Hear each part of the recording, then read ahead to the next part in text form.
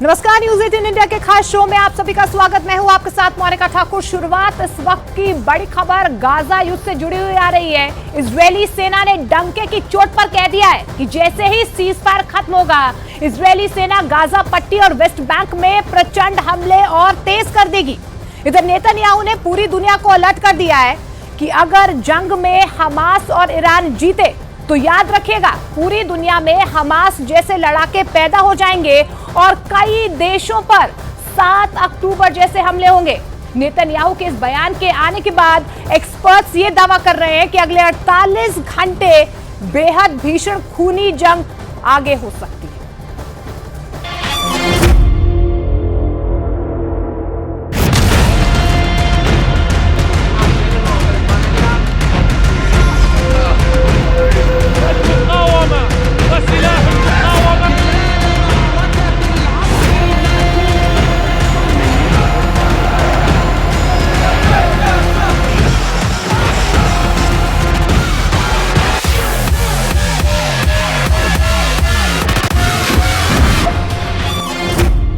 Israel को मिटा देंगे हमास और ईरान। 4 दिन का सीज फायर क्या इजरायल पर भारी पड़ रहा है? दुनिया भर के वॉर एक्सपर्ट्स का साफ कहना है कि 4 दिन के सीज फायर में हमास को जबरदस्त हमले करने के लिए फिर से ऑक्सीजन मिल गई है। खबरें तो यहां तक आ रही हैं कि रूस के वैगनर ग्रुप के कमांडर और लड़ाके भारी हथियारों के साथ हमास के कमांड सेंटर में पहुंच चुके हैं। जबकि चीन ने इस दौरान हमास की सुरंगों में ऐसे खुफिया नेटवर्क बना दिए हैं जो इजरायली टैंकों और पैदल सेना के लिए काल साबित होंगे। जबकि दूसरी तरफ ईरान ने हमास को नई तरह की सैकड़ों मिसाइलें, लंबी दूरी के रॉकेट और भारी हथियारों की एक बहुत बड़ी खेप गाजा पहुंचा दी है। दावा तो यहां तक किया गया है कि ईरान ने अरब और मुस्लिम देशों को साफ साफ कह दिया है कि हम सीज फायर की आड़ में इजरायल के खूनी गुनाहों को रत्ती भर माफ नहीं करेंगे और इजरायल पर 7 अक्टूबर जैसे दर्जनों भीषण हमले होंगे।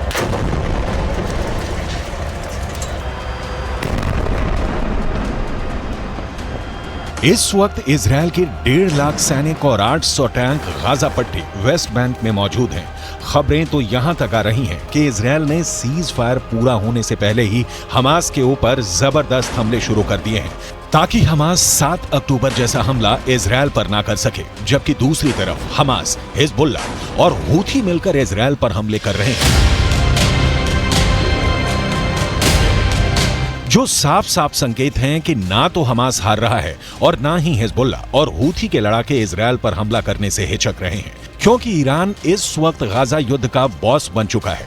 यही वजह है कि इजरायल के प्रधानमंत्री बेंजामिन नेतन्याहू ने एक ऐसा बयान दे दिया है जो इजरायल के वजूद से जुड़ गया है। इजरायल की हार पर नेतन्याहू का कबूलनामा। इजरायली प्रधानमंत्री बेंजामिन नेतन्याहू ने गाजा युद्ध को लेकर इजरायली मीडिया में बड़ा लेख लिखा है। नेतन्याहू ने गाजा युद्ध पर लिखा है कि ईरान की शैतानी धुरी बन चुका है हमास।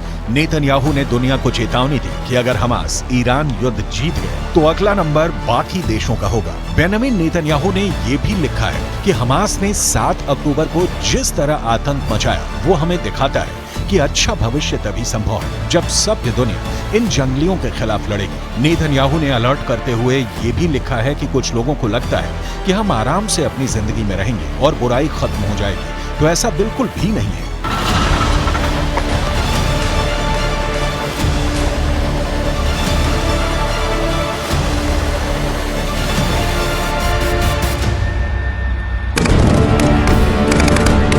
गाजा में अब तक 15,000 के करीब लोग मारे जा चुके हैं। इजरायली सेना और इजरायली सरकार दोनों ही इस वक्त भयंकर प्रेशर में है।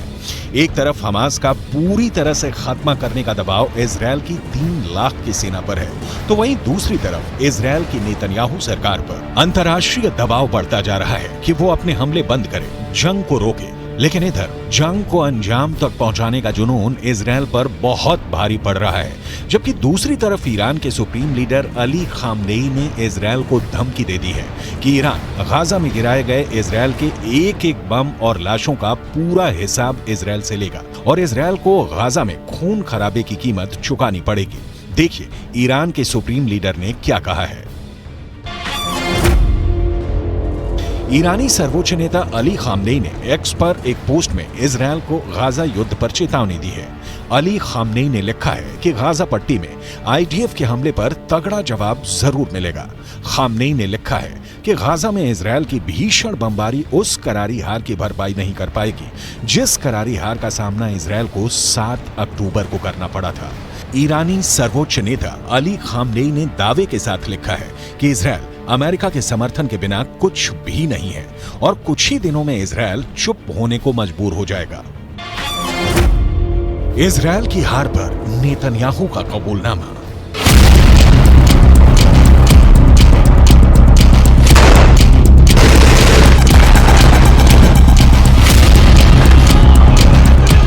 अगर हम आंकड़ों के हिसाब से देखें तो इजराइल ने उत्तरी गाजा से 11 लाख लोगों को जबरन दक्षिणी गाजा की तरफ भागने को मजबूर कर दिया है, जबकि उत्तरी गाजा में मौजूद 35 में से 25 अस्पताल इजरायली हमले में तबाह हो चुके हैं।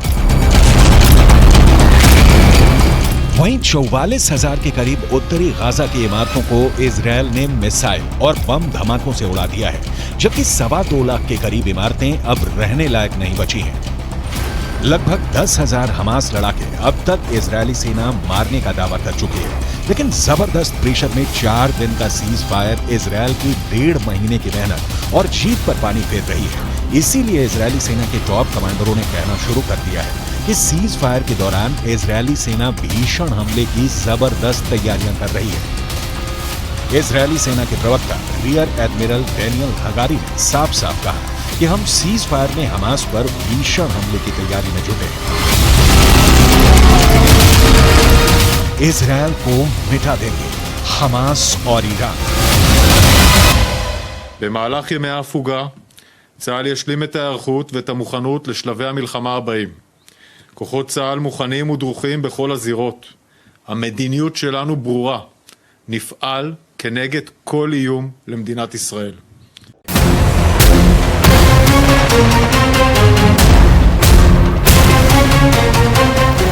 अब सवाल उठता है कि अगर इजराइल सीज फायर के दौरान भी लगातार तेज हमले कर रहा है तो फिर हमास क्या कर रहा है। पश्चिमी मीडिया के दावों के मुताबिक सीज फायर का फायदा हमास के लादेन के नाम से मशहूर याया सिनवार उठाना चाहता है। इजराइल के एक अखबार के दावे के मुताबिक इजराइल के रक्षा विभाग के अधिकारियों को लगता है कि गाजा में हमास का चीफ याया सिनवार दक्षिणी गाजा पट्टी में मानवीय संकट का फायदा उठाने की कोशिश में है। इस रणनीति के तहत खान यूनुस का लादेन कहा जाने वाला याया सिनवार इजरायली रक्षा बलों पर इतना अंतर्राष्ट्रीय दबाव डालना चाहता है कि आगे अपने अभियान को तेज न कर सके। खान यूनुस ही सिनवार का मुख्य कमांड सेंटर है। माना जा रहा है कि दबाव में इजरायली सेना अपेक्षाकृत सीमित ऑपरेशन के लिए तैयार हो सकती है, जिससे हमास को कोई खास नुकसान नहीं होगा। इजरायली अफसरों का मानना है कि सिनवार युद्ध विराम के बाद जमीनी अभियानों को फिर से शुरू करने में देरी कराने की योजना बनाने में जोर शोर से जुटा है। आप कुछ पॉइंट से समझ लीजिए। हमास का लादेन याया सिनवार उत्तरी गाजा के बजाय दक्षिणी गाजा को बचाने पर अब क्यों जोर दे रहा है। सीज फायर की वजह से खान यूनुस या राफा को निशाना बनाने की बजाय इजरायली सेना नुसैरत, अल बुरायज और दीर अल बलाह जैसे इलाकों पर ही सीमित हमले कर पा रही है। इजरायली सेना दक्षिणी गाजा के गैर मानवीय क्षेत्रों में सीमित अभियान चलाने को मजबूर हो रही है। इसका नुकसान आईडीएफ को ये हो रहा है कि हमास इजरायल के भीषण हमलों से बच रहा है और हमास का लादेन याया सिनवार एक बार फिर से दक्षिणी गाजा में हमास की सैन्य ताकत को मजबूत करने में जुटा है।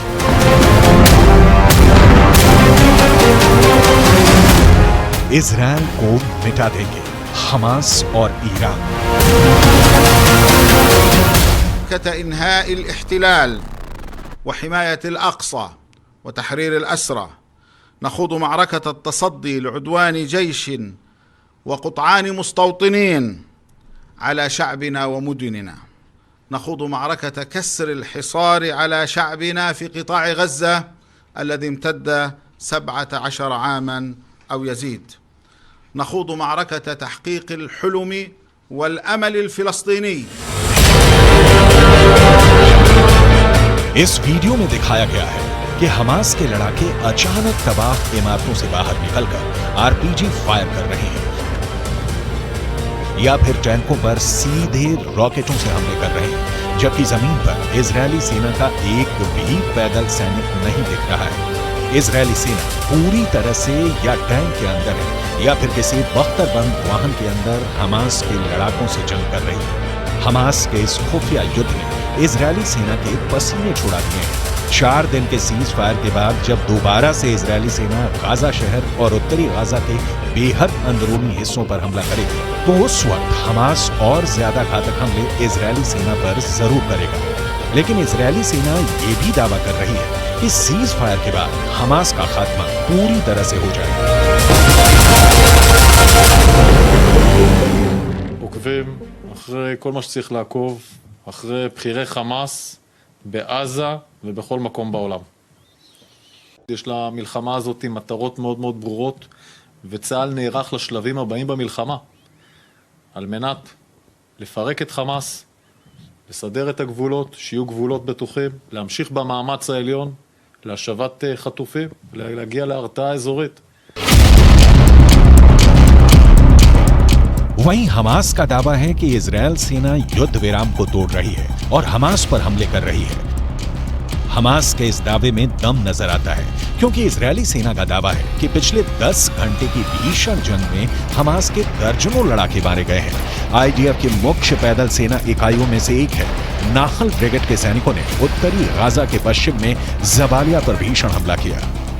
जबालिया में आउटपोस्ट 17 पर आईडीएफ ने हमास लड़ाकों को मारकर कब्जा कर लिया है। आईडीएफ फाइटर जेट ने सेंट्रल कैंप ब्रिगेड में हमास की एंटी टैंक मिसाइल यूनिट के प्रमुख इब्राहिम अबू मगसीब को मार डाला। अब ऐसे हालात में अंदाजा लगाया जा सकता है कि इजरायल के लिए गाजा युद्ध कितना भारी पड़ रहा है। इसीलिए नेतन्याहू को लिखना पड़ा है कि अगर ईरान और हमास जीतते हैं तो फिर इजरायल का विनाश तय है।